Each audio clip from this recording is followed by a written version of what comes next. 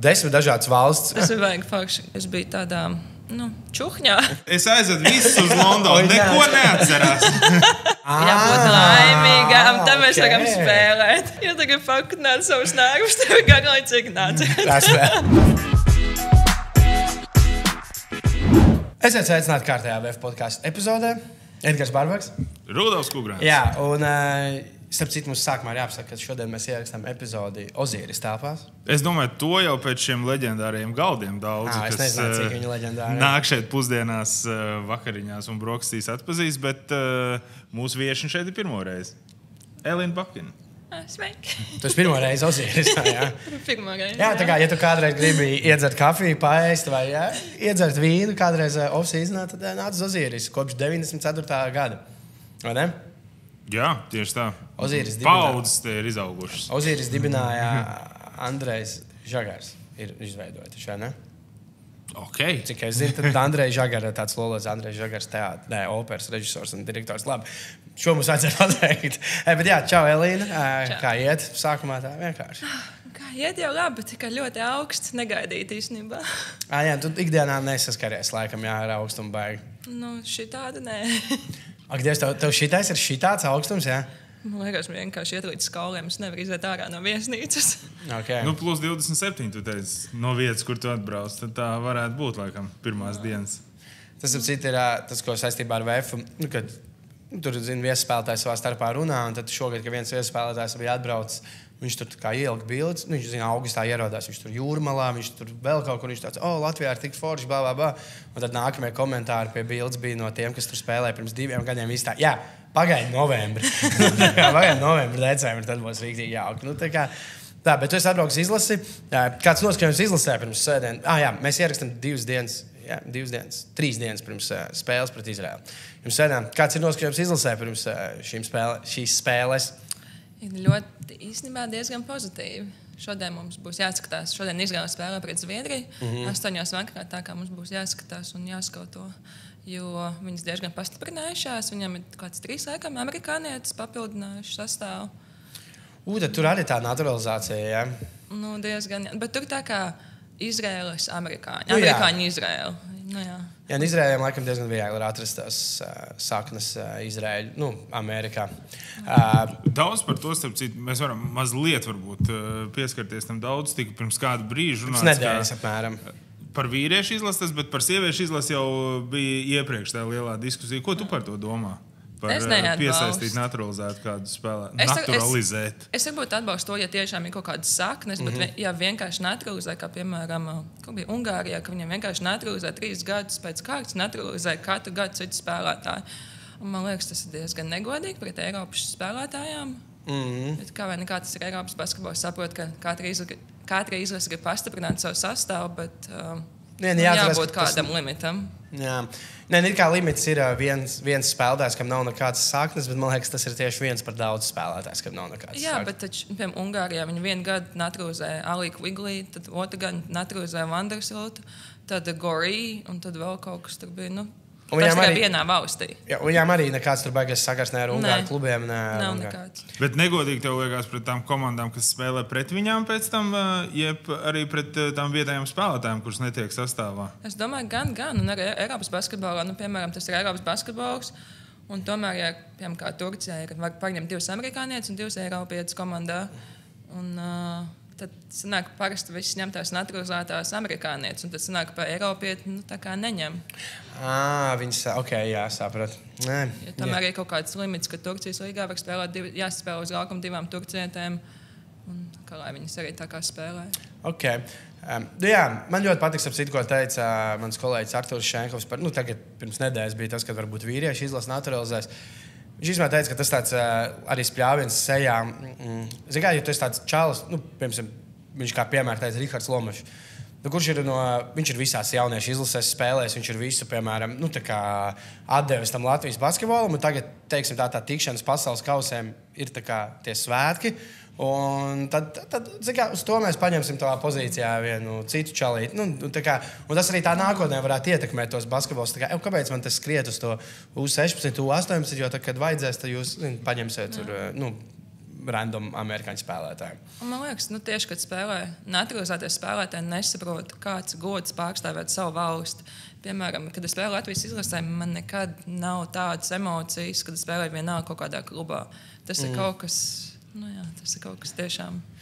Jā, un tu arī, to es arī runā, kad, piemēram, šogad Spānijā šo Eiropas čempionu titulu vīriešiem, tādi, nezinu kā ar faniem, bet arī tur no inside zinot, ka tie spāņu basketbola eksperti, viņiem palīdzēja Lorenzo Browns, ka viņiem šis tituls ir tāds, bet mums tur bija tas amerikāns, kad arī tā attieksme nav tāda. Labi, jūs paņēmāt, lai jums palīdzētu, bet arī Lorenzo Browns nespēlēja Spānijas klubā, ne tagad spēlēja Spānijas klubā, naturalizēja mēnesi, mēram pirms čempionāta, viņš palīdzēja izcīnīt titulu, bet faniem arī tas tāds, Bet es saprotu, arī spēlētājiem nebija īpaši atbalstījuši to izvēli. Sākumā nebija īpaši tie veterāni, kā Rudijs Fernandes, bija ļoti pret. Beigās jau viņš, protams, saprata, ka var izcīnīt to titulu, tad viņam tur viss bija kārtībā, ir jāspēlē kopā, bet sākumā tur bija diezgan liela. Kas man pārsteidz, gan varbūt, ka viņš nospēlēja tik labi. Vismaz statistiski aizvadīja fantastisku čempionātu. Viņš ir labs basketbols, viņam jau noteikti arī par to maksāja naudu atšķirībā no pārējiem. Tas ir labs jautājums, vai tā bija vai nebija. Cik es zinu, tad maksāja, jo tajās Balkānu valstīs, kas ir mazāks, kas naturalizē, tur kā vienmēr bulgāriem ir, vienmēr maķedoniešiem ir, horvātiem ir, tur maksājumi. Piemēram, horvātu naturalizētais spēlētājs. Viņš jau konkrēti pirms Eiropas čempionāta intervijā pateica, es vēl vasaras sākumā nezināju, kad eksistē valsts Horvātija. Un tagad es spēlēju Eiropas čempionātā ar Horvātiju. Bet, vēl viens labs īstenībā jautājums, vai vajadzētu spēlētājiem maksāt par spēlēšanu izlasē? Kā tev liekas?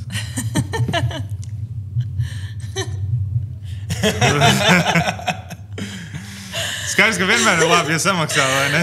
Protams, ka ir labi, ja samaksā. Bet kas man arī patīk izlasē, kas viņiem notiek, viņiem nemaksā to naudu. Viņiem iet tā kā atšķirībā no cik gadus tu spēlēs izlasē, un katru tā kā spēle, katru pavadītu dienu izlasē, viņiem iet tā kā pensijas fondā to naudu, tā kā nevar izņemt tā, kas man liekas tiešām ļoti forši. Kad tu beidz tā kā spēlēt basketbolu, viņiem ir kaut kāds kapitāls, un tad viņas tā kā var ietērēt, vai ja viņas grib kaut kādu nopirkt mašīnu vai dzīvokli, tad viņas tikai var tā kā izvilkt to naudu ārā. Kas man liekas īstenībā ļoti labi ir. Viltīgi izdomāts, jā. Nē, tas ir tiešām, jo es zinu, ka citās gan futbolā, gan basketbolā lielās izlasēs, kā vienmēr ir atšķirības starp, piemēram, arī tām dienas naudām. Ir kaut kāds spēlētāji, kam, piemēram, izlasēs, nezinu, kas ikdienā spēlē NBA, Eirolīgā vai futbolā, Premjerlīgā, viņiem to dienas naudu nevajag, bet ir kaut kādi jaunie spēlētāji, kuriem vajag to. Un tad tur esot kaut kādās futbolā lielās izlasēs ar tā iespēja, ka tā dienas nauda ir visiem, bet tie, kas ir tie krūtie spēlētāji, viņiem ir iespējas reiz ar federāciju tur novirzīt, piemēram, savam pirmajam basketbola klubam iegādāties ekipējumu. Kaut kādas tādas lietas. Kas arī, jo tā kā ne visiem, man liekas, tur ir tā baigā atšķirība. Jo latvieši šobrīd sieviešu izlasē arī, tur ir kaut kādas dāmas, kas visticamāk, nav vēl 10 gadu spēlējuši naudu ar basketbolu. Viņām noteikti šis laiks izlasē ir vajadzīgi kaut kāda papildus līdzekļi. Tā ir. Jā, ka tie tiešām iesāk kaut kādu spēlēt. Protams, laikam, bet mums jau arī nemaksā. Tāpēc, ko es jau neko nevaru pateikt. Es nezinu, vai pienāks tie laiki, kad izlasē maksā. Cerams, ka pienāks. Bet, labi, ka tās emocijas tev ir. Tās emocijas ir. Ja tās nebūtu, tad vispār, kur tad atrast to motivāciju braukt, vai ne? Motivācija vienmēr ir spēlēt Latvijas izlasē. Man liekas, cik es no bērnu dienām, kas sāka tikai spēlēt basketbolu, es gāju uz tām spēlēm, man vecāku veida. Un es vienmēr gribēju būt viena no tām meitenēm, kas spēlē Latvijas izlasē, jo tas ir tik ļoti liels gods. Un es tiešām novēlu visām meitenēm jaunām tā kā pierādīt sevi un censties teikt, jo tas ir tiešām ļoti liels pagodinājums. Un, kad tu kāp uz tā laukuma un skan tā Latvijas himna pirms spēles, tās ir tādas emocijas, ka tiešām aizrauj tiešām līdz asarām. Bet tā ir jautājums, kā klubs spēlēt klubā. Forši, protams, gribēs uzvarēt, bet tas ir darbiņš. Un izlase tad laikam ir tas, es nezinu, kā to nosaukt. Tas ir tas kaut kā. Tas nav gluži darbs spēlēt izlasē. Nē, tas nav darbs, bet tas ir pagodinājums spēlēt Latvijas izlasē. Bet runājot tagad par izlasi un šo sistēmu, kāda ir sajūta? Tagad svētdien būs spēle pret Izraēlu un ir pagājis jau vairāk kā gads, kopš mums bija iepriekšējās šīs kvalifikācijas spēles.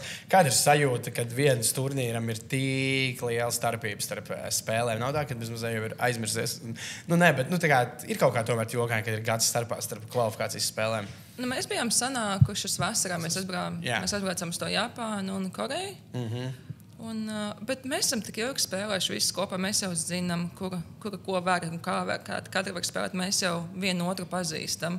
Varbūt ir grūtāk, varbūt bija pierast pie jauna trenera, viņa to filozofiju basketbolā, jo katrs treneris nāk uz izlasi ar citu savu skatījumu, kā viņš redz mūsu laukumā. Tas varbūt ir grūtākais, bet saspēlēties, es nedomāju, ka tas grūtākais. Okay. Tad vēl ne tikai vīriešu basketbolam, bet arī sieviešu basketbolam bija tāds gājis secena Eiropas čempionāts pēdējais, vai ne? Jā. Kādas bija tās sajūtas tajā brīdī? Jo tomēr ir bijis kopš 2000, nezinu, kura gada sieviete. Vilšanās. Bija liela? Bija ļoti liela vilšanās un bija ļoti liels tāds šoks. Jo es atceros tā spēle pret Grieķiju, pret ko viņi spēlēja. Bulgārija. Un viņam bija mīnusā. Un man liekas, varbūt tā spēle bija kaut kā sarunāta, jo man liekas, būtu godīgi, ja mēs spēlētu visus vienā laikā. Jo tieši tad, kad... Man liekas, tās bulgārietis sāka ņemt, viņas bija vadībā. Un tad viņas sāka ņemt tos pamats spēlētājs nost, un jo tā Bulgārija netika tālāk, un tad Grieķija sāka uzvarēt par tiem 16 punktiem, un mēs netikām pēdējā sekundē. Kas man liekas diezgan negodīgi un bija ļoti neprofesionāli no FIBAs puses. Jā, tur jau ir kā tas, piemēram, arī tagad notiek pasaules kausa futbolā. Tur ir tā, ka pirmās divas kārtas spēlē A grupa, viena spēle ir vienos, viena ir trijos, bet trešā, pēdējā kārta grupā, A grupai abas spēles sākās paralēli trijos. Lai nav nekas tāds, sarunāts, tieši tā, jā. Tas ir kā ir pieņemts. Bet tu taču esi noteikti bijusi kādreiz tādā situācijā, ka tavai komandai nekas neizšķirās, jūs vai nevarat tikt, vai esat jau nodrošinājuši, piemēram, tikšanu tālāk, tā spēle neko neizšķir, un tu saproti, ka tā ir komandai, kas ir pret mums, ir dzīvības un nāves jautājums. Un kāda ir tā attieksme? Mēs sabojāsim viņiem to līdz galam, ja viņi var iemest to metienu, varbūt mēs tur varam uz 50 vai 70% nospēlēt to pēdējo epizodu aizsardzībā. Nē, taču man liekas, tu nebrauc speciāli uz izlasi. Spēlē izlasē, un nāc un met, lūdzu, ej cauri, met, bez mazliet tas tā izskatījās. Kas man liekas negodīgi. Vienmēr, man liekas, kas uz laukumu, pirmais piecinē vai kaut kādu uz māņu, vienmēr tu ej un tā kā do your best. Nav tā, ka tu gribi padoties vai, ej cauri, lūdzu, met, gribi mest, labi, met. Labi, bet ja starpība tur ir, piemēram, uzvarēt tur ar tik punktiem vai tik punktiem. Tu saproti, ko es domāju. Tā ideja, ka mēs varam sabojāt dienu. Mēs vienalga kādam jūs sabojāt dienu. Vai tiem, kas ir šeit atbraukuši, vai tiem, kas ir kaut kur projām. Vai neieslēdzās kaut kā tāda empātija pret to komandu. Sevišķi, jo varbūt viņi tur, nav trash-talk runājuši visu spēli un tā tālāk. Bet tāpēc bija jāspēlē vienā laikā, un tad nekas tāds nebūtu noticis. Bet tagad mēs varam diskutēt un kaut kā runāt, un tas jau viss garām. Jūs toreiz to spēlē neskatījāties pēc jūsu spēles viesnīcā kaut kur, jā? Jā, mēs skatījāmies, ka viņa bija, burbuļos bija kāds, cik viņam bija -9 pēdējās 2 minūtēs, un tu sāka mainīties, un sāka mest iekšā. Tā arī nevar. Es iedomājos, un jūs vēl esat tajā burbulī, un man liekas, ļoti smagi sajūta. Diezgan smagi, man liekas. Es raudāju, es atceros, tas man liekas tik negodīgi. Tas bija laikam pirmo reizi, kad es netiku uz Eiropas čempionātu. Es tagad arī tā neatceros, ka kopš Latvijai sieviešu basītīs sāk iet, es neatceros, ka būtu netikts uz Eiropas čempionātu, laikam. Es arī neatceros. Es neesmu tik iedzienies, bet laikam nenāk prātā. Kopš 2008. Kopš pirmo reizi tikām, man šķiet, tad arī vienmēr braucām, jā. Šogad pēc šī, diemžēl, tika nomainīts treneris Mārtiņš Gulbis, un jums ir treneris Gundars Vētra. Kāds ir Gundars Vētra kā treneris, kā ir spēlēt pie leģendāra latviešu basketbolista, kurš ir jūsu šobrīd treneris? Ļoti pozitīvs.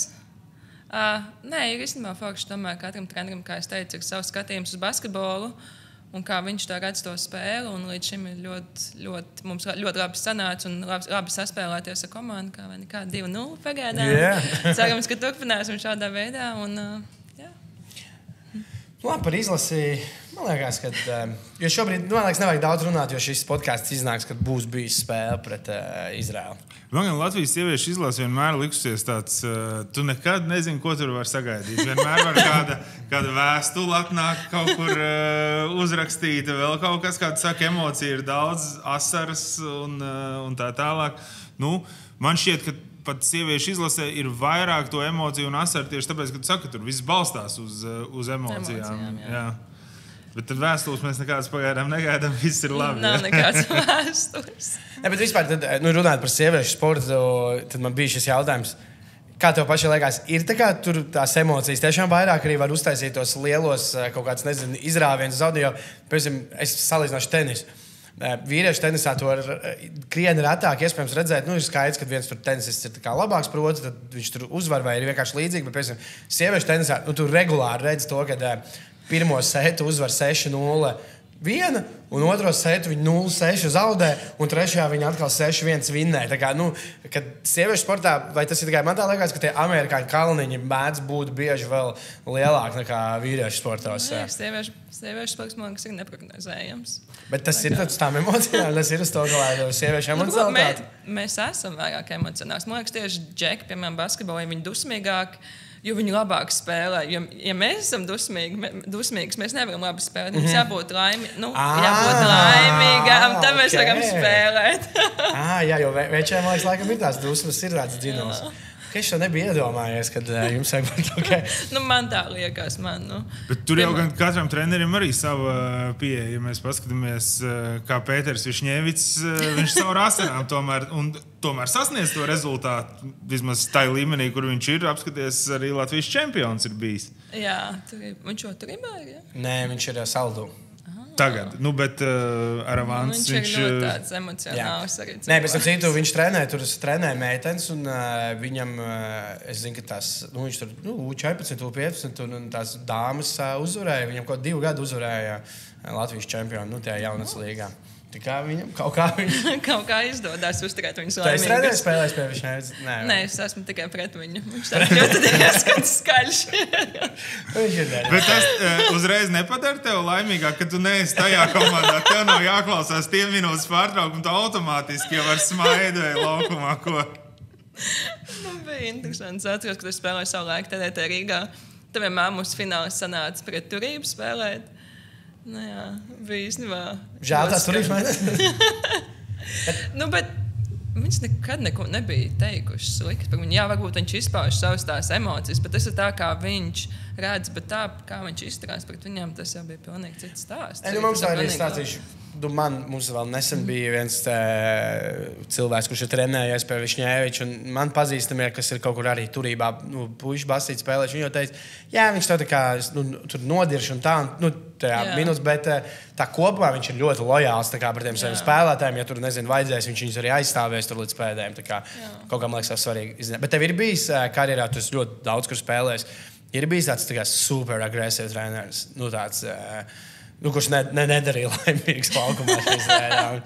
Tāds, kurš rītīgs, tāds kaut kāds Višņēviča veidīgais. Nē, bet Višņēvičs jau nav. Jā, ok, labi, bet tāds. Bija tāda rakstura. Un tev pie tādiem vairāk nekā jāspēlēt, vai? Es domāju, no kāda trenera var kaut ko iemācīties. Tu diplomāti.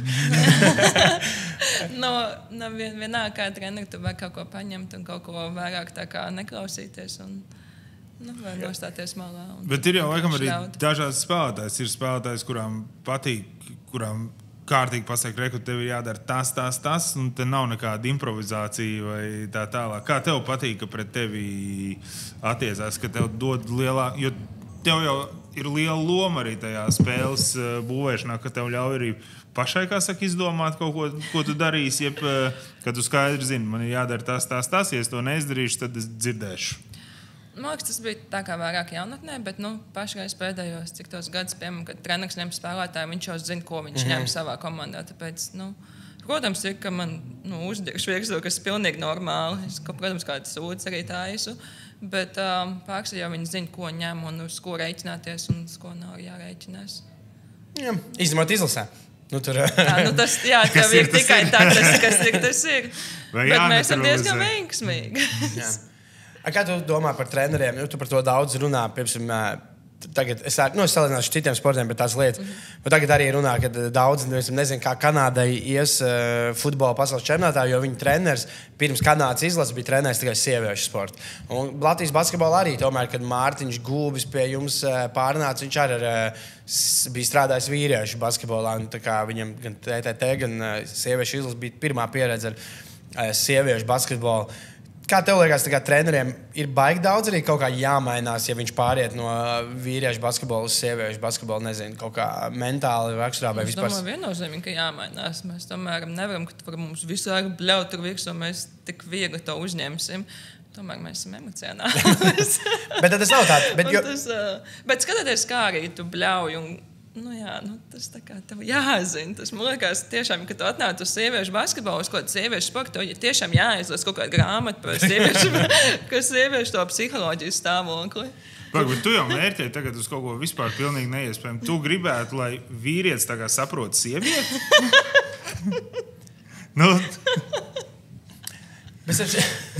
Par šo jautājumu, cik daudz tajā, tu man liekas, jau Izraēla ir par to ar vēlāk parunāsim. Tev 10. valsts, kurā tu spēlē, man liekas, basketbolu. Mēs saskaitījām. Jā, man liekas, ka varētu būt 10. Latviju ieskaitot, kur tas klubos spēlēs. Tev ir bijis daudz sieviešu treneris visā šajā laikā? Divas. Man tagad ir sieviete treneri. Ok, jā. Bet kopumā tāpatās sieviešu basketbolā ir salīdzinoši vairāk ar vīriešu galvenie treneri. Jā. Kāpēc tev liekas, ka nav tur tās sievietes arī tomēr vairāk nestrādā? Jautājums. Tas vienkārši sievietes negrib būt treneris? Ir diezgan daudz sieviešu treneris, bet man liekas ļoti grūti izsisties caur un tā kā būt tā galvenai trenerei, nevis kaut kādam asistentam. Ja parasti jau vīrieši tā kā pārņem to lomu, man liekas, tieši sievietē tieši ļoti grūtāk sev pierādīt. Bet viņi kļūst vairāk, vai ne? Sieviešu treneri. Ja nav tāda tendence. Procentuāli tas procents apmērs ir ļoti maziņš. Pēc tam tev tagad Izraēlas līgā tu spēlē, cik klubiem ir? Jums ir sieviešu treneri? Un Ilzē, jā, 2. 2, un komandas jums ir 14. 14, ok, 2, tas ir zem 20%. Turcijā, piemēram, nav neviens. Prāgā ir viena. Visiem. Tas ir... Bet varbūt arī sievietes pēc karjeras nemaz nealks tā kļūt par treneriem. Droši vien tas arī ir viens no... kaut gan tur savienots viss. Viņas redz, ka viņām mazāks iespējas izsisties, vai ne? Līdz ar to tas nav tāds vilinājums. Es nezinu, ko cits domā, bet es viennozīmīgi negribētu būt treneris. Tu negribētu būt treneris? Man nav tik daudz pacietības. Ok, tas labs. Tāpēc, ka sievietes pārāk emocionāls tev atbildēja, tad... Labi, mazliet parunāt par tavu karjeru. Jā, minējām daudz klubu, kuri spēlēts. Es gribēju parunāt par... Tu spēlēji arī Cēsīs, vai ne? Un jūs izcīnījāt arī Latvijas čempionu titulus. Kā tu atceries to komandu, jo Cēsis tā kā sieviešu basketbolā parādījās, tad tos gadus bija, jūs izcīnījāt čempionu titulus, un tad atkal, vairs nav tā kā pēc tam pazud, jā. Jo es vienkārši runāju ar cēsniekiem, ka tas ir vienīgais laiks, kad Cēsīs populārākais sports veids nebija florbols. Bet viņš basketbols nopietni, un cilvēki gāja spēlēm. Tā Cēsas sporta zāle bija pilna. Kā tu atceries to laiku Cēsīs? Un arī turklāt pie Armāna Krauliņa vēl, vai ne? Nē, es nebiju. Tu nebija. Man bija tas lietuvietis. Jā, Armāns. Un tad Ainārs Zirgnis. Zirgnis, jā. Bet Krauliņš arī tur bija vienā no tiem gadiem. Jā, man liekas pēc tam. Pēc tam, jā. Bet labi, tu biji, jā. Kā tu atceries šo laiku, tas viss Cēsu projekts, ko tur Krišāns Kriņš. Viņš bija diezgan liels smēlēts. Man liekas, arī mūsdienās ir tik šausmīgi daudz maz to cilvēku, kas tiešām investē sieviešu basketbolā. Jo kā Cēs arī ļoti daudz, piemēram, Turcijā, tas basketbols ir šodien, un rītā tas klubs var neeksistēt. Kas ir diezgan tā. Tad sieviešu basketbolā biežāk pazūd, jā? Jā, diezgan tīpaši Turcijā, man liekas. Tur ir. Vienā dienā ir, un nākamajā dienā nav. Tur vispār nekas nav dzirdēts par to klubu. Bet kā tu atceries to? Vēl vispār tas laiks Cēsis, tas kāds karjeras sākums, jā? Tas bija tik sen. Es neatceros neko daudz. Ok, super. Bet tu jau tomēr tur nebija, kā saka, karjeras sākums, bet jau ar tomēr lomu tur komandā svarīgu. Es tikai atceros, bija ļoti... Es atceros, ka Ainārs Zirgnis atnāca. Un pirms tam mēs bijām trenējušies 2 reizes dienā, bet nebija tik smagi. Es atceros, ka atnāca Ainārs Zvirgnis, viņš mums 10 vai 9 no rīta bija 1 uz 1 pa visu laukumu, tos gan atceros. Bet bija labi. Kā man nekāda tituls bija iztīnīts un ko vēl vairāk vajag. Jā, nu, ok. Man liekas, tas tiešām tāds, bet cik tu atceries no, varbūt tās ne no spēlēm un tā, bet jā, nu tieši Krišānis Kļaviņš, viņš tur investēja gan, nu, meklēja gan naudu, gan arī ļoti daudz laikam to savu laiku viņš tur guldīja. Cik tu atceries, cik viņš bija klātesošs tam, nezinu, klubam un visam? Viņš bija visu laiku mums klāt. Uz visām spēlēm, man liekas, viņš bija pārsvarā. Ja Eirokausā, es atceros, mēs spēlējām. Arī Eirokausā bija cēs. Jā, un mēs izskatām īstenībā diezgan ātri. Tas tāds bija diezgan īstenībā liela vilšanās. Bet, jā, es atceros, kad mēs vinnējām Latvijas līgu, tad Kļaviņš mums aizveda uz Londonu. Visi spēlētājus pa savu rēķinu. Mēs bijām 3 dienas Londonā. Ok, tu redzi, tu atceries jau. Es atceros, tagad es atceros, jā. Viņš aizveda, nosinēja titulu, jā, tā kā. Jā. Citādā Krišāns skatījās, es aizvedu visus uz Londonu, neko neatcerās. Jā, labs brauciens. Bet īstenībā bija diezgan viss ļoti profesionāli. Mēs dzīvojam ļoti labos dzīvokļos, viss bija. Mums gan bija treneri fiziskās sagatavotības, gan fizioterapeiti. Ja tev kaut ko vajag, mēs braucām uz Rīgu. Nu, viss īstenībā bija ļoti augstā līmenī. Īstenībā cēpari noškļā viņam. Jā, tā kā. Ne, tas ir tāds fenomens, kas tā parādījās. Es īstenībā nezinu pēc tam tos iemeslus, kāpēc tas tā noplaka. Tad laikam kaut krīze. Nē, īstenībā tas ir. Kaut kur beidzās nauda. Beidzās Londonā. Bet wow, viņš tiešām visu komandu, visu stāvu 3 dienas Londonā varētu. 3 dienas Londonā. Wow, tas gan ir ļoti forši. Citreiz uzsauc vakariņas kaut kur Ozīris. Jā, labi. Labi, tad vēl par karjeru, jo šie pieminētie. Par Latvijas klubiem. Kāds tev ir šobrīd sajūts par to, kas notiek ar TTT šobrīd, kad nav vairs pirmais? Ļoti briesmīgas. Nekas pozitīvs nav sakāms. Tas ir īstenībā diezgan liels kauns, kā tika novesta TTT Rīga, ka visām Latvijas spēlētājiem bija jābrauc projām. Arī tās meitenes, kur gribēja palikt, viņām reāli bija jābrauc projām. Un, man liekas, tas ir. Kā var novest šo klubu TTT Rīga tik lielu vēsturi? Katru gadu spēlēts Eirolīgā ar tādiem rezultātiem. Varbūt tie rezultāti nebija tādi, kādi, kā Eiropā kaut kādiem kāds par medaļām, bet tas klubs eksistē. Viņš kā vai nekā nes savu vārdu. Un tomēr tās meitenes tik labi spēlē arī, kad Mārtiņš Gulbs bija treneris un kas tur pirms tam arī vēl bija. Viņas tik labi spēlē. Tās spēles skatījos, bija vienkārši abrīnojami par to budžetu, kas ir. Un tagad tas klubs ir tā kā novis, ka tur nav naudas un nav kas spēlē. Ko tas nozīmē Latvijas izlasē? Tas ietekmē? Es tieši gribēju teikt, cik svarīgi, lai Latvijā sieviešu basketbols turpinātu. Labi, bija viens gads, ka mēs netikām, bet lai turpinātu regulāri tikt uz Eiropas čempionātu, cik ir svarīgs TTT? TTT ir tāds, kāds viņš bija. TTT ir tā vieta, ka jaunām spēlētājām, jaunām talantīgām spēlētājām jāspēlē tur, tādā klubā, kur vēl var attīstīties un spēlēt basketbolu labā līmenī. Tomēr tas ir tas, TTT ir tā vieta, kur tu audz kā spēlētāji. Tu spēlē gan Eirolīgā un tā kā augsts spēlētāji gūst to pieredzi. Jā, ir tas solis, bet ja tu spēlē tikai Latvijas līgā un Igaunijas, es nezinu, cik tas līmenis ir labs, bet, kā viņas var augt? Man liekas, tas ir, jā. Vajag profesionāli, tas bija vienīgais tāds, laikam, profesionālais līdz galam sieviešu basketbola klubs, un šobrīd tāda nav Latvijā. Nav, diemžēl, jā. Jā, tā ir tāda skumīga lieta, bet cerams, ka TTT, it kā tur runājot ar tādu tagad nomainītos status, jā, laikam runājot ar tādu pozitīvu skatu uz kaut kādiem. Jā, man liekas, pēc tā, tagad beidzot visas tās juridiskās formālās lietas ir izdarītas, tad tīri teorētiski, ja tā nauda atrodas, tad nākamgad to komandu var uzbūvēt daudz spēcīgāk. Te jau bija tādi, tiešām juridiskas dažādas lietas, kāpēc viņi nevarēja piesaistīt no tiem, to finansējumu no tiem, kas deva iepriekš, bet ne jau spēlētājiem, kas saka, par to būtu jāstraucās. Bet cik es sapratu, tur nebija tie papīra jautājumi nokārtot. Jā, papīra jautājumi. Bija taču viss vēstāk pēc sezonas. Jā, tas bija tāds fails, ka viņi tika nobremzēti. Līdz pēdējiem brīdim viss, un tad bum. Tas tagad sajūta, ka tu atliec to bakalaura darbu. Es uzrakstīšu, man vēl nedēļa laiks uzrakstīt.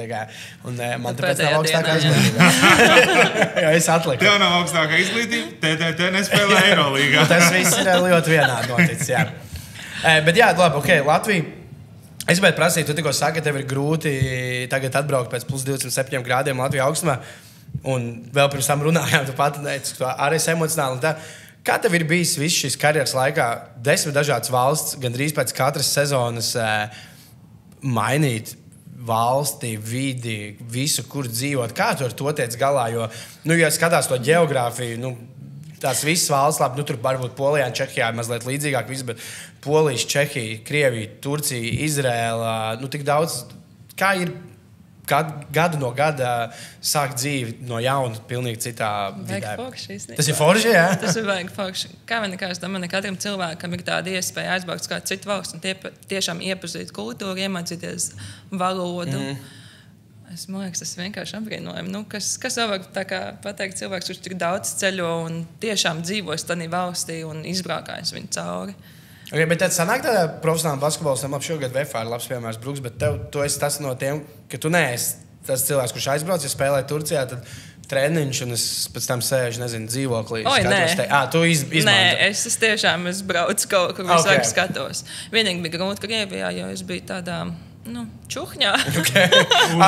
Šo vārdu tagad uzmanīgi, es zinu, ja? Latvijā bet es biju Orenburgā. Tas ir attaisnojums. Tūlīt būs sveicieni no Orenburgas. Jā, bet tas bija varbūt tā grūti. Tur reāli nav kur aiziet, nav ko paskatīties. Bet pārējās valsts īstenībā bija fantastiski. Tad tas Krievijas gads tāds smagais? Nē, man tur ļoti labs draugs. Tur es spēlēju 3 gadus.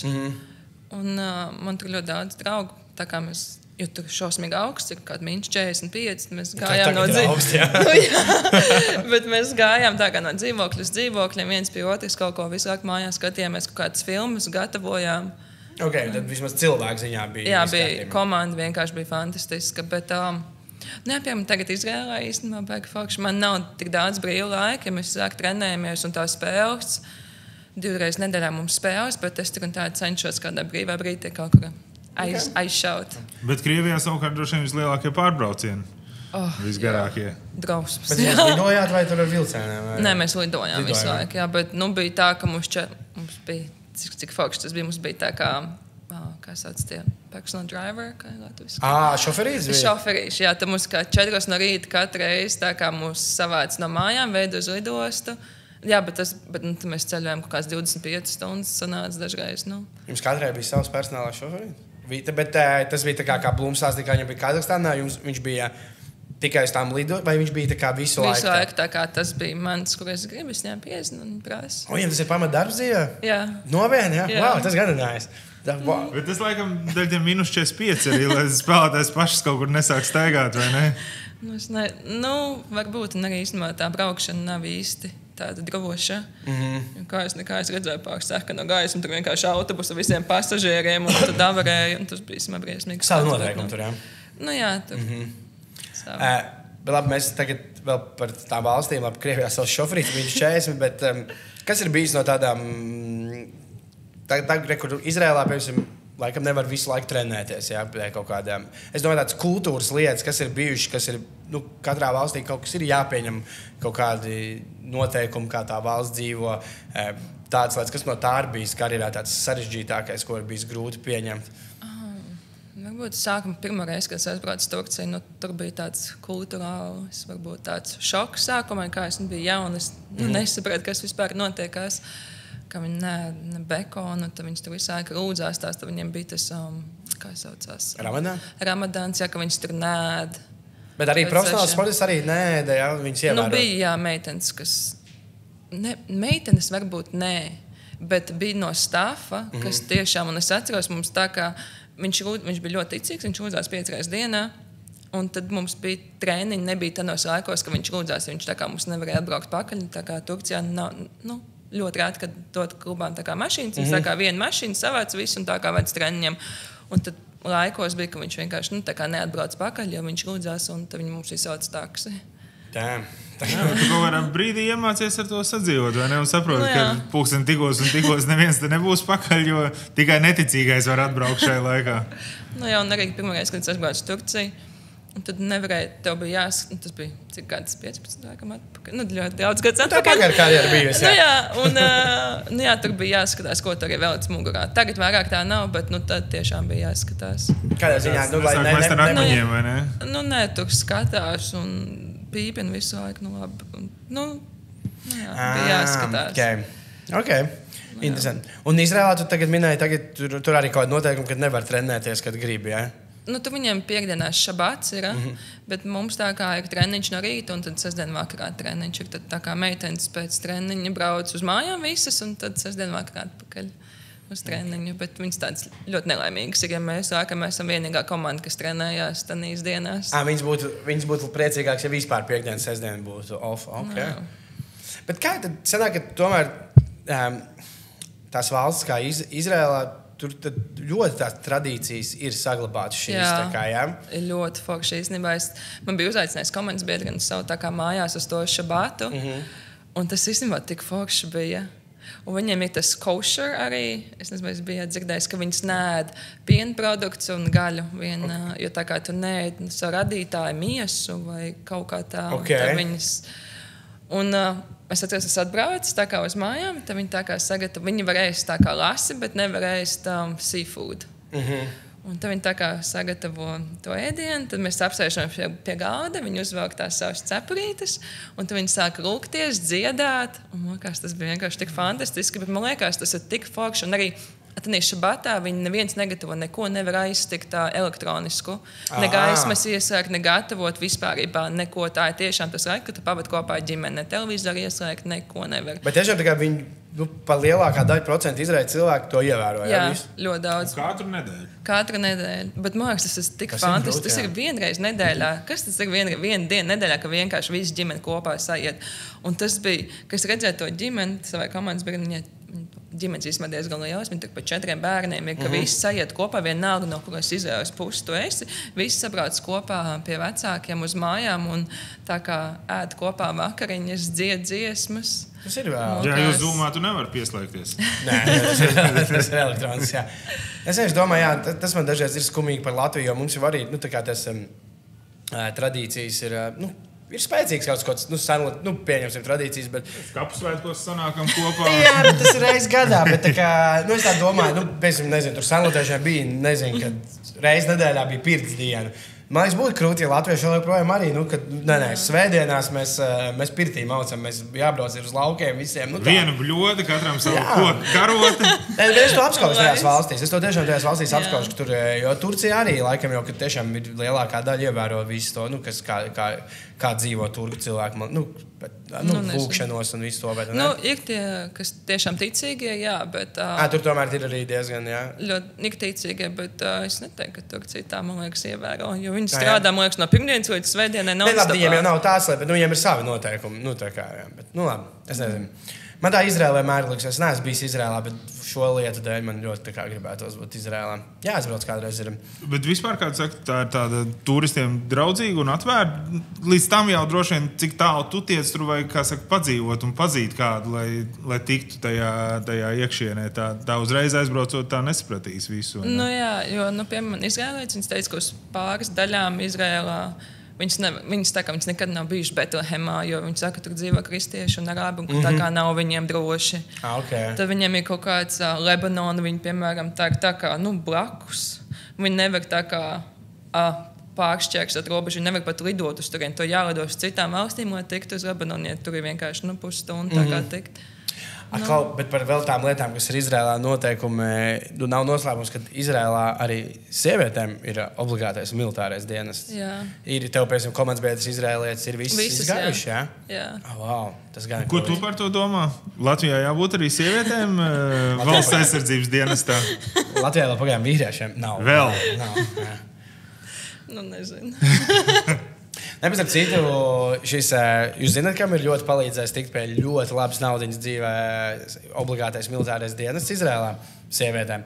Ir šī, zināt, aktrise Gail Gadot, kas bija Wonder Woman. Nē? Viņa dabūja Wonder Woman, jo viņa ir izrēlieta. Un tāpēc, un bija tā, ka tur viņa tie atlasē beigās bija ar kaut kāda, viņa vēl nebija tik slavēta pirms tās Wonder Woman. Viņa bija zinām, bet ne tik, viņa bija atlasē, tur tā kā pēdējās, kas varētu dabūt to brīnumu sievietes lomu, un beigās iedeva viņai, jo viņa ir izgājusi to armiju, un līdz ar to viņa mācēja tā kā kauties, vismaz pareizi stāvēt, pareizi turēt rokās ieroci un tā. Un tad režisori tā kā saprata, ka okay, šitien būs tik daudz ātrāk tā filmēšana, šitien būs mazāk čagars, mēs ņemam viņu, jo tur bija kaut kāds kandidāts, bija tur ļoti slavens aktris, bet viņa tika tikai tāpēc, ka viņai bija šis skills no Izraēlas obligātā dienesta. Tā kā tas palīdz nopelnīt miljonus arī.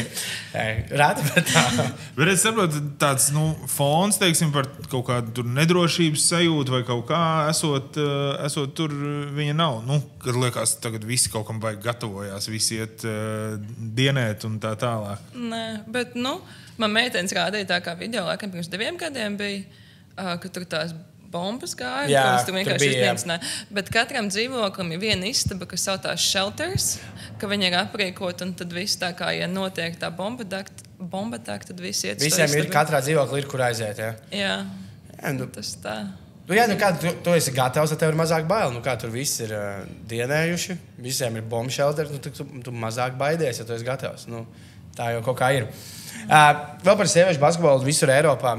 Kur Eiropā tev no tā, kur tu esi spēlējusi, fanu ziņā sieviešu basketbols ir bijis tāds tā kā vislielākais? Turcijā, jā? Nāk daudz cilvēki? Nāk. Jā, nāk īstenībā. Skatoties kādām spēlēm, bet nāk.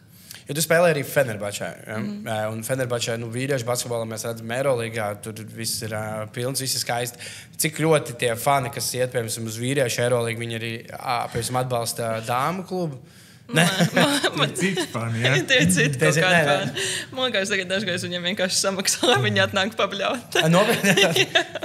Bet varbūt arī nē, nezinu. Tur nāk kaut kāda daži tāda fanu grupa, kas nāk un vienkārši bļauj. Okay, jā. Bet Turcijā kopumā sieviešu basketbols bijis tāds apmeklēts. Jā, tīpaši, kad kādām nozīmīgām spēlēm, kad pret Galatasaray vēl kaut ko Fener, kad mēs spēlējām, tad jā. Bet tur jau gan laikam tas ir, kad Fener fanam, ja Feners spēlē pret Galatasaray, ir laikam vienalga, vai tas ir vīriešu, sieviešu basketbols, futbols vai tur ir jāiet un jāatbalsta. Jā. To varēja just to, nezinu, kā to sauc, to derbiju, jā, arī... Kad es spēlēju Fenerā, jā, tur es atceros finālos, tur zāle bija vienkārši, mēs spēlējām Galatasaray zālē, tur laikam bija 10,000 cilvēku, bija diezgan daudz, un nevarēja ielaist, tā kā, ja mēs spēlējām Galatasaray zālē, tad nevar Fener fani iet bija iekšā. Tas, jā, okay. Jā, nevar tā, un arī otrādāk, viņi nevar iet uz zāli. Jā, okay. Tagad daudz, ko tas ir pieņemts. Drošības, jā. Ja mēs uzvarējām to čempionātu titulu Galatasaray zālē.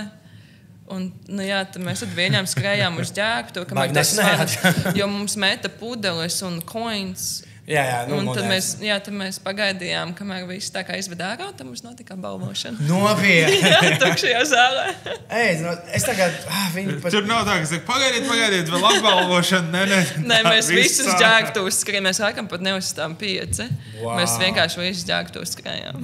Bet es laiku domāju, jo visi, kas tur spēlējuši, kas mums nāca intervēt, kas tur Grieķijās, Turcijās vai Serbijās spēlējuši, man likās, ka varbūt tās pret dāmām viņiem būs, nemetīsim ar ko, bet nē, tāpatās, ja tur nešķiro.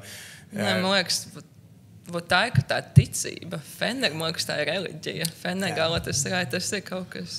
Tur tāda dzimuma līdztiesība. Ja tu esi Galatasaray fans vai Fener, vienalga tur kāds ir dzimums, jāmet ar pudeli. Kā tev kā sportistam liekas, jo, piemēram, es nesen tieši skatījos, bija YouTube uztaisīts viens amerikāns doķeni par šo serbu derbiju, Partizan Zvezda. Tur bija daudz intervijas no bijušiem spēlētājiem, faniem, arī kas tur ir, kādi lambārdi ir dziedāti, cik slimi viņi attiecās, cik naidīgi pret to. Kā tu šitiem derbiem skaties, tev neliekas, ka vienā brīdī ir pat traku un ir jāatcerās, ka tas ir tikai basketbols vai futbols, vai tev tas liekas, ka tā cool un tā ir daļa no visa metam ar monētām, vai tev tomēr liekas, ka kaut kādos brīžos robežas baigi tiek pārkāptas, tas svarīgums tam visam? Nē, man liekas, faktiski, ka tā cilvēki, un tīpaši spēlēt arēnā ir pilns, tā kā, kad arēna ir pilna, man liekas, tas vienkārši fantastiski, tās emocijas, tev tik liels adrenalīns vēl iekšā, ja, ka tu vari spēlēt un skriet un darīt 2 reizi labāk, un izturēt to fizisko slodzi ilgāk nekā parasti. Okay, bet tu esi no tiem cilvēkiem, kuriem labāk patīk, kad ir 10,000, kas ir par tevi vai par tevi? Vienalga. Pār un pret man. Patīk arī pret, jā? Jā, okay, es tieši tā domāju. Tā kā pierādīt vēl. Jo citi saka, ka citiem patīk labāk apklusināt pret. Jānis Blums teica, ka viņam labāk tā kā patika, kad ir pilna arēna, kas ir pret tevi. Un tad tā kā iemest to trīnīt, viņš teica, ka paliek klusums, ka tas viņam patīk labāk nekā, ka tev visu uzgavilē. Man patīk abi. Vienīgi kaut kas neiet spēlē, un tad, ja mēs, piemēram, uztaisam kādu sūdzi, tad visi zāpjamies spēlējas savās mājās. Un tad fani kaut ko mēs izdarām kādu sūdzi, un tad fani, tas ir vienīgais kaut kas, atkal šīrais. Jā, atkal. Bet tā ir daļa no spēles. Kad Turcijā lielākā apmeklētība, tad arī lielākie līgumi ir Turcijā. Tā vajadzētu būt. Lielākie līgumi jau it kā bija Krievijā. Krievijā, jo uz Krievijas savārāk neviens nebrauc, vai ne? Bet arī vīriešu basketbolā jau bija gana līdzīgi dzirdēts, ka Krievija ļoti labi līguma arī, un Turcija arī viena no tām līgām, kur ļoti labi varēja nopelnīt sieviešu basketbolā tāpat. Jā, Krievijā bija laikam griezti. Un tad, skatoties Turcijā pāris komandas, kas maksā, bet nav daudz tādas komandas, kas apmaksā, diemžēl. Bet nav tā kā vīriešu basketbolā, ka tu katrā no 9 komandām no 14 9 labi maksā. Mums varbūt kāds 2-1 komanda, kas... Tad, bet cik ir vīriešu basketbolā Eiropā tā maksāšana, arī mēs tieši nesen ūdenszaļos tur runājam. Tas jau ir tāds uzpūsts burbulis. Piemēram, Eirolīgas algas ir neatbilstoši liels tam, ko ienes tas klubs. Tā ir, Barcelona uztur Barcelonas futbola klubs, un Barcelonas futbola klubs izdomās atmest, jo nākamgad, piemēram, būs 15 miljoni mazāk Barcelonā. Jo futbola klubs saprata, ka negribam tik daudz tērēt. Tā ir. Jā, bet Eiropā jau gan jāsaka, liela daļa ir savienotas šīs organizācijas. Un Lietuva ir vienīgā otrāda, kur basketbols valda par futbolu. Uztur, jā, Žalgiris. Žalgiris uztur, jā, kā viņš Žalgiri. Tu šobrīd esi karjerā, labi, tev ļoti kārtā karjera sanāks, bet tu arī laicīgi sāki profesionāli. Bet tā ir. Tu esi, cik gadus tu esi profesionāli, nezinu, tur no 2008. 7. gada? Sakam, 17 gadu vai 16, kad es debitēju Eirolīgā. Internetā rakstīts, ka tas 16. Jā. Internetā tā informācija tātad, pagara karjera. Tu šobrīd esi karjerā tādā punktā, ka tu skaties... kur spēlē, tu arī skaties par dzīvošanu un kas par valsti. Viennozīmīgi pietiek blandīties. Man tiešām gribas tagad vairāk kā komfortu. Un tā kā, kur es neesmu. Es vienmēr gribēju spēlēt Izrēlā, bet, bet kaut kā nesanāca. Vienmēr piedāvā kaut kādas labākas līgumus un tad nesanāca. Bet tagad es tiešām gribu dzīvot un kaut ko izbaudīt. Okay. Bet tas tagad beidzot labu piedāvāja Izrēlā, vai neviens nepārtrumpoja vienkārši? Nebija slikti. Tas bet ir kaut kāda valsts, kas ir tagad valsts, kas tev piedāvā, tu rītīgi negribētu, pēc no tām, kur tu esi spēlējis Čehijā, tu esi Polijā spēlējis, un šitā tu negribētu tagad vairāk braukt, ja? Vai tomēr tur ar visu?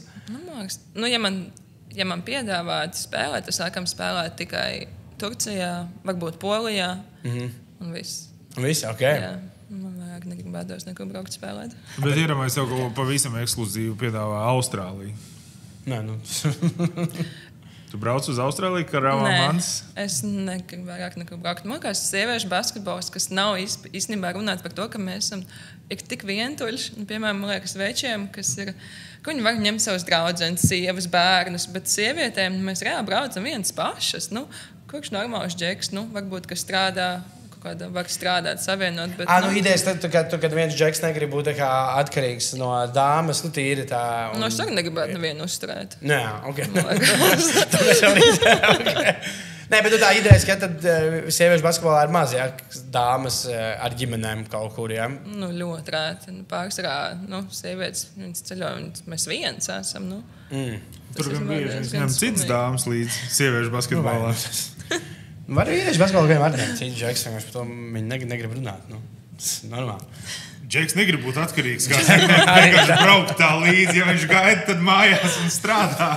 Bet par šo te, labi, Turcijā vislabāk no tiem visām valstīm ir kaut kāda valsts, kur tev ir bijis tā, ka tik, piemēram, arī vīriešu basketbolā neiet visur daudz fanu, bet ir bijis kaut kāda valsts, kas tev ir tāds, kur tik maz cilvēkiem interesē tas, ko jūs darat, ka jūs spēlējat, ka tev, nezinu, radās. Tagad Izrēlā, jā? Tur ir slikti ar skatītājiem, jā? Mums varbūt nāk kaut kāda spēle, tikai ģimene un draugi. Jā.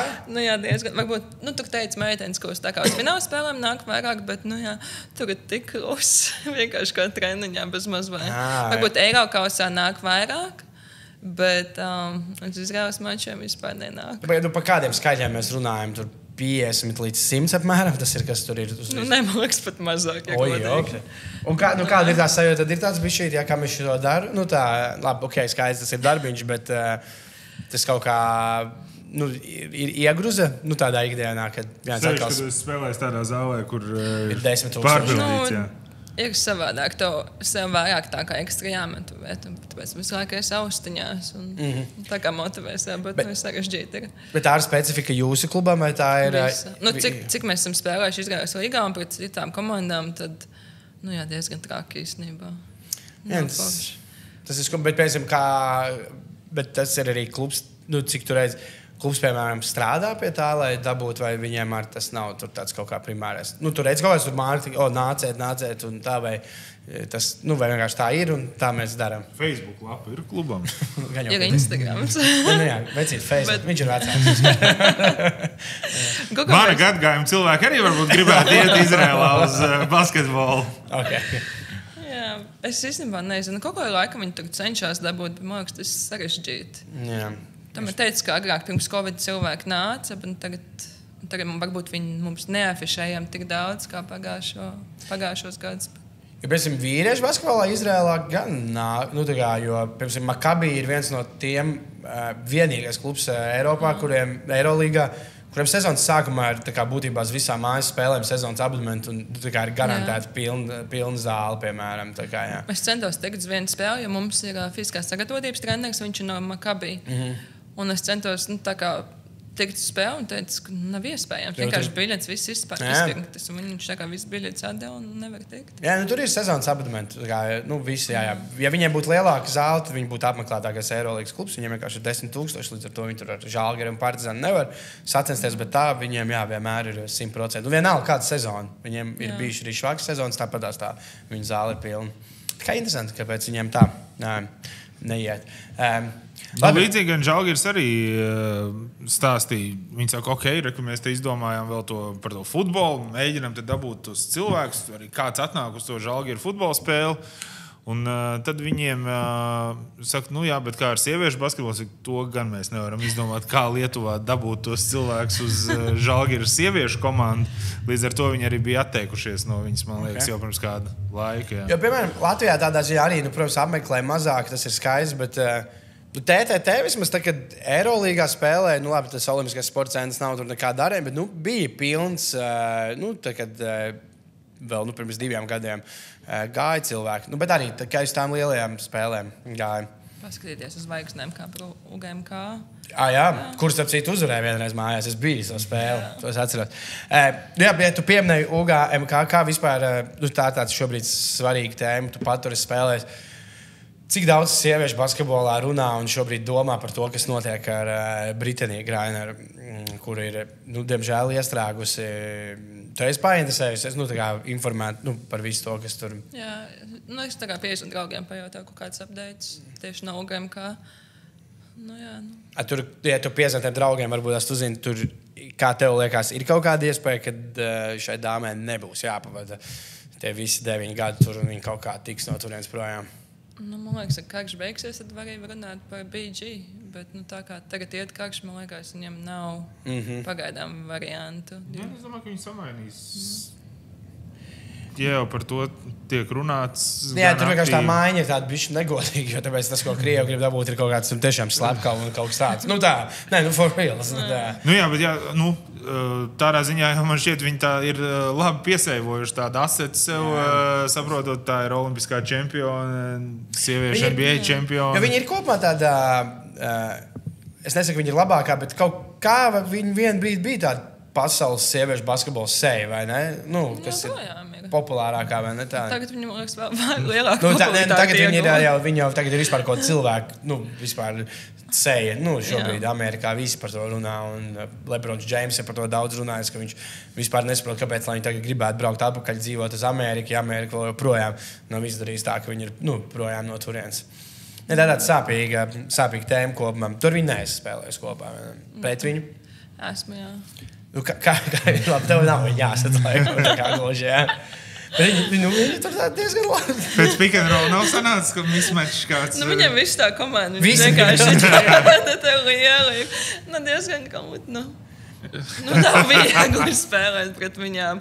Viņām ir ne tikai labs piecinieks, bet viņam arī uz katra pozīcija laba mājiņa. Jā, protams. Tur nav reāli. Viņi vēl tik saukt par pasaules izlasi. Jā. Tur, piemēram, tu spēlē pret Ugiem, kā tev, tu nevari pieļaut kļūdas. Ja tu pieļauj vienu kļūdu, viņi to izmantos. Jā. Un, sapcīt, man liekas, arī, kad TTT do spēli vinnēja, tas bija, man liekas, viņas katru gadu kaut vienu spēli zaudē, vienkārši tā iekrīt pret TTT. Viņas nebija pamodušās. Viņām tur, es biju to spēli, tur bija tā, ka viņas tur sākumā mēs tur bišķi paspēlēsim. Un tad vienkārši, viņas bišķi pa tālu tur aizlaida, ielaida to visu, ka pēc tam jau bija TTT, bija sajutuši asins un tā. Labi, mēs vienmēr uzdodam visiem, zin kāds jautājums? Nē. Jā, tagad tev ir VF quiz, bet... Dievs, neko vispār nebūs, nebūs traucēs. Ļoti ilgi es spēlēju Latvijas izlasē. Parasti šis ir uzdots mums pārstāvēt. Tu esi otrā dāma VF podkastā, mums ir bijis Aneta Jākapsona. Šogad, man liekas, vairāk arī... Jā, tas arī viss. Top 2. Top 2, jā, vairāk nekas mums nav bijis. Tiešām? Mums vajadzētu arī kļūt tādiem iekļaujošiem. Popularizēt sieviešu basketbolu. Jā, mēs to šobrīd cenšamies. Labi, vai tad pirms tā jautājuma. Kur ir cilvēks, kurš domā, iet uz sieviešu, kad svētdien ir spēle, jā? Davai, noreklamē svētdienas spēli. Kāpēc iet svētdien uz šo spēli? Nebūs viegli.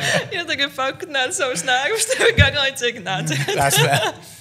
Nē, bet es domāju, ka ne katru reizi tu tev ir iespēja atnākt uz Latvijas sieviešu izlases spēli un paskatīties uz sievietēm, kas tiešām pārstāv savu valsti.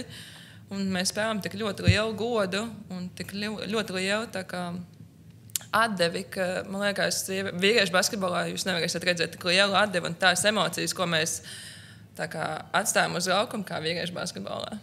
Okay. Vienīgais, ka būs jau tā spēle. Jā, bet pēc tam būs vēl spēles.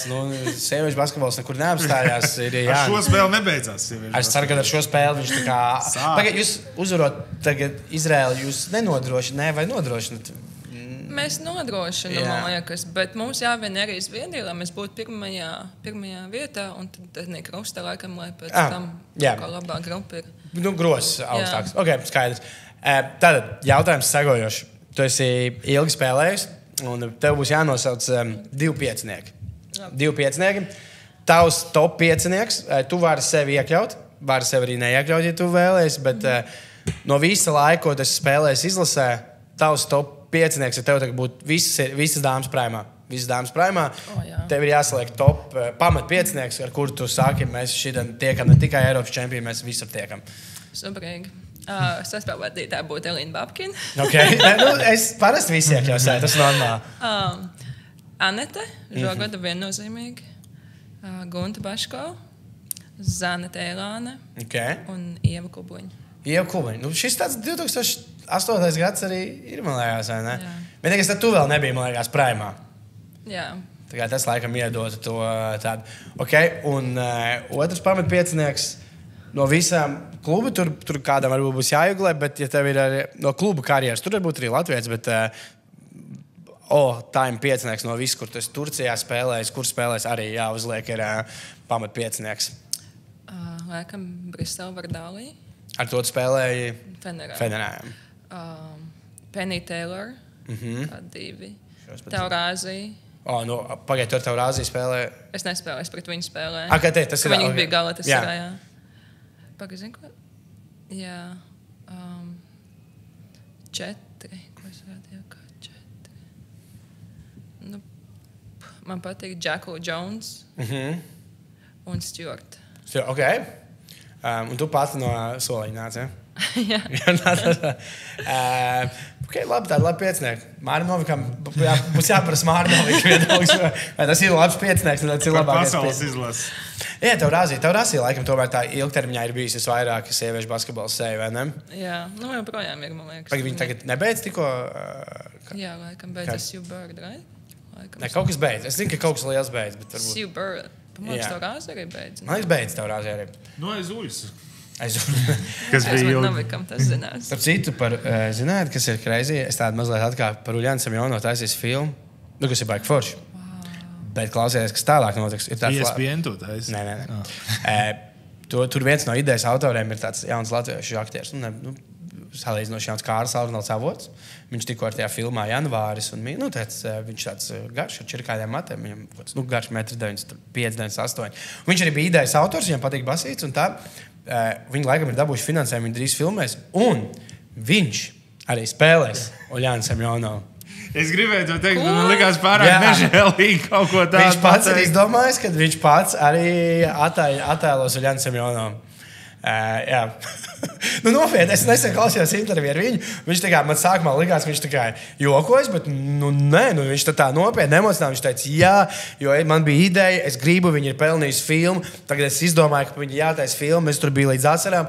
Es sapratu, ka neviens viņu labāk nevarēs nospēlēt, neviena aktrise nav tik gara. Es esmu jau salīdzinoši šīs, viņš pats ir izdomājis, es varu parādīt, kā viņš izdomājis. Jā, es varu paskatīties. Mēs varēsim iemontēt, jā, bildi. Es parādīšu, kā izstāst. Nē, es vienkārši domāju, ka tas ir arī tāds, aktieriski, Arnolds Avots. Nē, Cik viņam ir augums? Viņam ir kaut kāds, man liekas, ap 2 metri. Es viņu tā pazīstu. Viņam ir kaut kāds, teikt, no 1,98 līdz 2,02 tajās šīdāds te čāls viņš ir. Viņš ir nolēmis, ka viņš būs Uljāns Semjonovs. Tik jātais no mati būs. Nē, vienā jau tāds bišķi čīrki ir tur. Tā kā jā. Būs interesanti. Jā, es ļoti gaidu šo filmu. Kad viņi nāks ārā, kad viņi sāks filmēt? Viņi tagad kaut kad, laikam, šī gada pašā nogalē, kas, laikam, ir tagad sāks kaut kādas pirmās filmēšanas tajā filmē. Nē, jo Uljāna Semjonova noteikti ir pelnījusi filmu, bet redzēsim, man būs kādā ziņā interesanti šo redzēt. Es atceros vēl vienu lietu. Es zinu, ka tev tur nesnāca, tu tur esi bijusi. Bet cik vispār sieviešu basketbolā tas ir? Women NBA ir tā kā vīriešiem, ka tā ir tā meka, tas tur ir jātiek, vai nav tomēr tik, jo bieži jau vien tomēr te Eiropā pat daudz komandas visticamāk, UGMK, tāpēc bija spēcīgākā visticamāk, jebkuras sieviešu NBA komanda. Līguma arī lielāka. Jā. Tā kā ir dāmām, kas trenējās, tas sieviešu NBA, ir tas galvenais, kur kaut kad obligāti ir jātiek, tur es gribu spēlēt, vai mazāk krieti.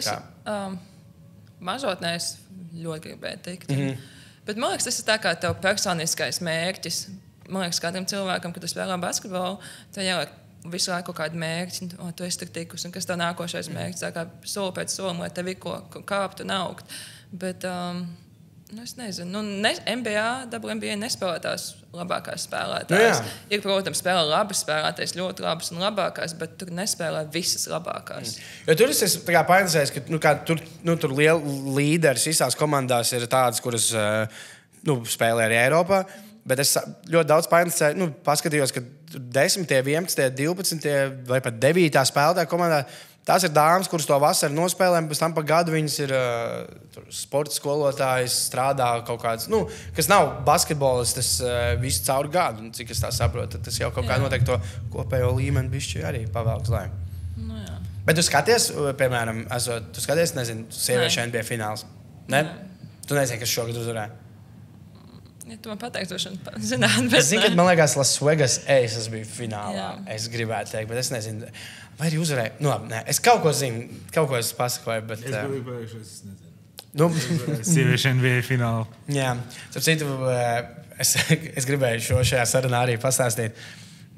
Bet tev par to fanu nākšanu, man liekas, ka tur tā problēma ir, tad es atsaukšos, saka, tu piekrīt vai tev nepiekrīt. Ir tāds komiķis Bills Burs. Viens no Amerikas. Viņš tikko savā pēdējā speciālā pateica tādu labu joku. Viņam bija tāds, ka viņš ir nereāls sporta fans. Viņš tur iet uz NHL, kaut kas tāds. Un viņš, protams, teica, ka tas ir ļoti daudz bijis sarunās ar dāmām, kas man tur stāsta, kāpēc tur NBA pelna vairāk kā sieviešu NBA. Un viņš saka, jā, tāpēc, ka tur abiesli ir vairāk skatītāji, tas vairāk nav dienas. Un tad viņš teica, un tad dāmas man sāka pārmest, bet kāpēc tu atbalsti tikai tur Bostonas Celtics, bet neatbalsti, es nezinu. Un tad viņš teica, kāpēc tu to uztaisi par, kāpēc dāmas, tad kāpēc jūs neesat rindās, kad sākās sieviešu NBA, ar nepērkat krēklus. Jo tā ir kopā, ka dāmas salīdzinoši mazāk iet uz sportu un arī uz sieviešu sportu neapmeklē, man liekas. Tāpēc skatītāji, kad tu saki, tie, kas lēkā, tur tāpēc, es ticamāk, vairākums atbalstītāji ir vīrieši. Jā, es neietu kaut kur arī. Es ietu savu draugu un skatīties, kā viņi spēlē. Bet uz visām spēlēm es neteikšu, ka man ir brīvdienas. Ko es darīšu? Jūs tagad skatieties, kāda sieviešu basketbola spēle. Nē, tā nebūs. Bet arī vīriešu basketbola spēle, tu ticamāk neies brīvdienā. Tev būs noteikti kaut kas cits, ko darīt arī. Jā. Izrēlā, jā. Okay.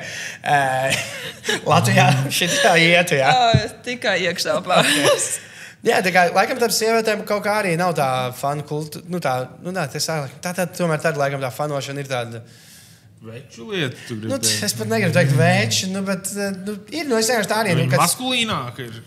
Kad tur jākliec, visu tur 40 minūtes. Bet es aizietu uz labu spēlēm, kā UGMK vai kaut kādu labu vai Eirolīgas fināliem. Es aizietu, labprāt, paskatītos. Bet, piemēram, zinot savu raksturu, un ja tu, piemēram, nebūtu kļuvis par profesionālu basketbolu, nezinu, strādāt Latvijā, vienalga ko, tu diez vai būtu tāda, ka kāds es esmu, piemēram, par dažām lietām, par ko es fanoju sportā, kad, no rīta pamostos, tad jārefrešo rezultāts. Kā iet, un kas tur būs sastāvā, kas diez vai ne? Un sievietēm tā fanošana. Visticamāk, jums nav dāmu fantasy līga, kur jūs visas čatā spēlējat fantasy basketbolu, vai ne? Nav, vai? Visā sieviešu sportā ir gan jau fantasy līgas. Tu zini, kas ir fantasy līga? Nē, kas tāds ir? Tu nesaki, kas ir fantasy līga? Nē. Fantasy līga ir tāda. Mums šis ir tāds podkāsts, es tev parādīšu. Varbūt tās tu gribēsi spēlēt. Tātad rekurtē ESPN, piemēram, es spēlēju vienu aplikāciju, to viņi man ielādēsies. Tātad mēs visi esam sadraftējuši spēlētājus, kur ir mana komanda, piemēram. Mēs esam sadraftējuši spēlētājus, ja? Un tad es visu nedēļu, un mums ir kategorijas, punkti, precizitāte, atlākšās bumbas piespēles. Un tad, piemēram, man ir matchups pret citu, kurš ir sadraftējis savus spēlētājus. Un tad mums visu nedēļu ir pret viņu matchups. Un atkarībā cik visi mani spēlētāji pa nedēļu kopā daudz iemetīs punktus, piemēram, viņi iemetīs 390, viņi iemetīs 380, es šo kategoriju uzvaru. Un mums kopā ir 9 kategorijas, un kurš nedēļas beigās ir uzvarējis vairāk kategorijas, tas uzvar. Un tev visu laiku ir arī tā kā, ja piemēram, Demians Lillards ir satraumēts, tev viņš ir jāmet ārā no sastāvja, viņš nespēlēs tev brīvajos saģēdos. Tur ir slim. Wow. Es spēlēju vēl tā kā ļoti hobiju pēc, bet mums tur ir daži tādi, kas spēlē tik nopietni, ka, piemēram, ja viņiem ir brīvdiena, viņš tāpatās uzliek, piemēram, spēles beidzās ap 6 rītā. Viņš liek sev modinātāju 6 no rīta, jo, ja viņam kāds ir satraumējies, viņš būtu pirmais, kurš pastāsta, kas ir pieejams free agentos, varētu sev paņemt spēlētāju, saliek sastāvu, iečučēt. Tur ir diezgan crazy. Un es arī neesmu dzirdējis, ka dāmas šo dara. Tu varētu iedomāties, ko par tādu spēlē. Nē, būs labi. Būs labi. Es ticu, ka tev ir interesanti. Nē, man tā vidē. Ko jūs spēlējat tāpat? Mēs kaut ko var vinnēt? Tur kā tu pats izveido līgu. Mūsu gadījumā mēs esam 20 cilvēki tajā līgā. Mēs visi sezonas sākumā iemaksājām kaut kādu dalības maksu, un tad pirmās 3 vietas sadalīs. Tā kā beigās to naudu. Tur katrs pats izvēlās. Tā kā tev platforma uztais līgu, jūs čomiem spēlē. Bet tas beigās īstenībā vienkārši ir tāds laiks ar čomiem, jo, zināmā, jums tāpēc ir čatiņš, un jūs tā, ko tu loh, kāpēc tu nodraftēji šito, kāpēc tu paņēmi to. Tādā veidā vairāk. Tā. Drausmas. Nē, tas ir tāds pilnīgi absolūti. Puiks paliek puiks. Tā nedarīju. Es noteikti. Tā, labi. Kas tev vēl ir jautājums, Elīne? Es novēlēšu tikai veiksmi spēlē, kas būs noslēgusies tad, kad jūs šo te skatāties jau. Un veiksmi nākamajā. Paldies, kā tāds. Es vēl gribēju vienīgai prīzlas. Es atcerējos. Labi, 10 valstīs spēles, bet tev ir tā tomēr, ka tu tagad spēlē Izrēlā, un jums ir spēles pret Izrēlu, un kad es iedodu tādu vēl ekstra 10%, kad man vajag aizbraukt atpakaļ uz Izrēlu, kad es uzvarēju Izrēlu. Nē, man nekas nav jāpierāda, jo tomēr tas basketbols nav individuāla spēle, bet tā ir komandas spēle. Un, tomēr, jā, tas vairāk bet atgriezties Izrēlā tomēr uzvarēt. Ar uzvaru, protams. Bet jau kā komandas biedrene ir Izrēlas sastāvā? Jā, 4 viņas rītā. 4, jā? Okay. Es jau nevaru sagaidīt. Viņas arī dabūs -2. Es viņas sēdīšos piebarot ar visu kaut kādiem labumiem Latvijas. Piebarot, parādi tur kaut kādu dalību Mārtiņas Beķerē. Mārtiņa Beķerē.